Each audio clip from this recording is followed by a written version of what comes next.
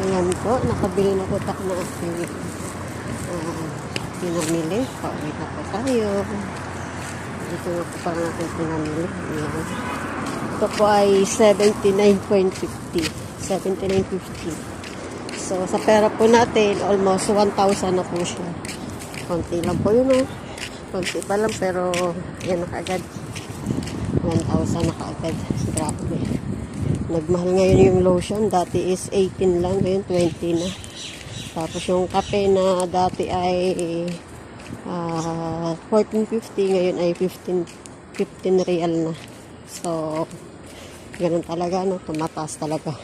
Tapos bumili po tayo ng 20 na load kasi tatawag po tayo sa ating nanay. Siyempre, namimiss po natin, ano. So, malapit na po tayo sa ating bahay. Malapit na po tayo sa gate.